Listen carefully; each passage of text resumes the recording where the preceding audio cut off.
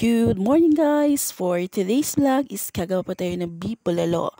Una po we have our potato, corn, bell pepper, siling haba, kamatis, tanglad, sibuyas, luya, paminta, spring onions, pichay, cabbage, and of course our beef.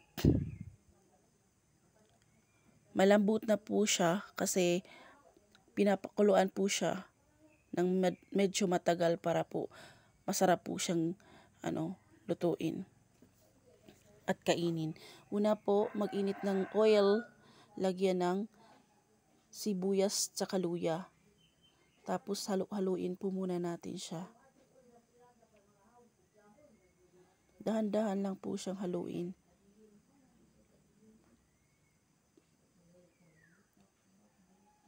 Para po bumango po yung luto natin.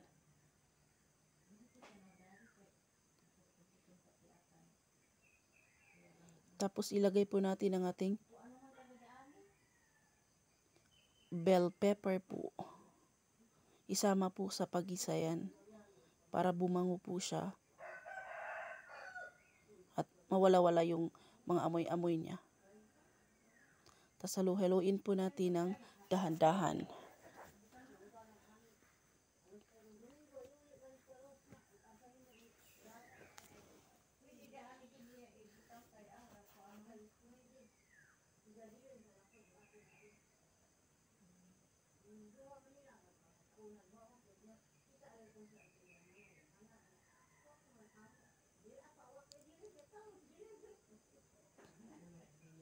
Tsaka isunod po nating ilagay yung ating meat. Dahan-dahan lang po sa paglagay kasi medyo malambot na po talaga siya. Kasi pinapakuluan po yan isang araw para masarap po siyang lutuin. Mas masarap kasi yung bulalo na malambot, hindi ka mahihirapang kumain. Dahan-dahan lang po siya para hindi po siya matanggal sa buto. Hindi po magkahilawala yung laman tsaka yung buto.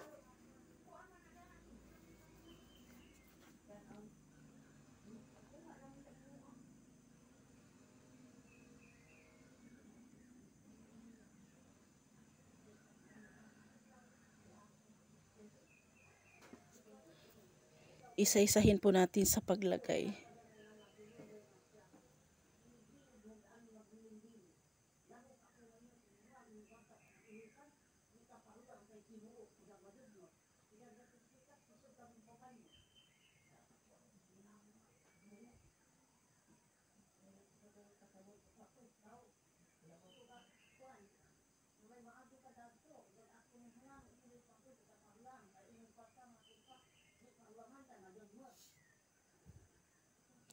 Tapos ilagay po yung siling haba. At saka kamatis. Ilagay po natin yung tanglad tsaka durog na paminta. Depende lang po yan kung ilan po kadami yung gusto nyong ilagay sa paminta.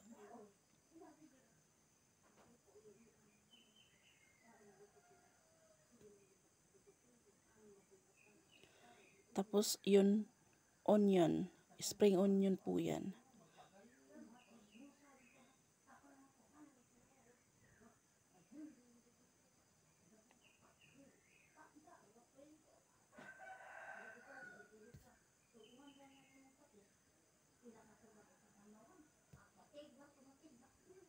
Tapos ilagay po natin yung patatas.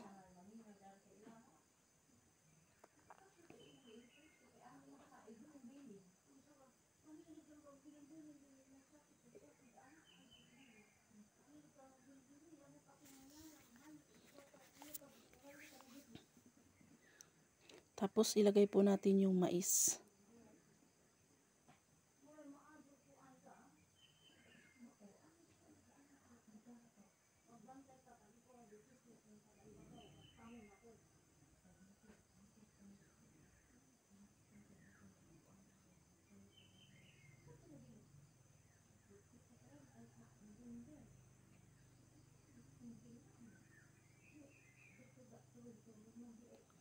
Tsaka ibuhos po natin yung pinakuluan nating sabaw. Sabaw po yan sa pinakuluan natin na karne. Yan po yung gawin nating sabaw. Kasi yan po yung masarap. Nandyan po yung sarap niya. Tapos haluin po natin ng dahan-dahan.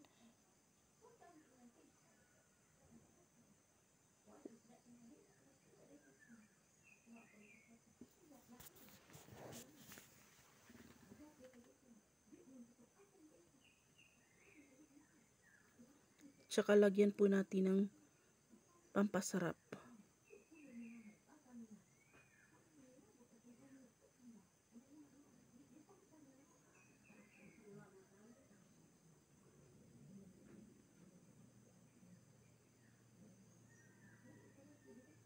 Kung meron po kayong Knorr, pwede rin po niyong lagyan. Depende lang po yan.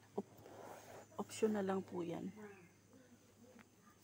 Tapos takipan po natin at hayaan po natin kumulo-kulo po siya. Ayan na po yung ating beef bolalo.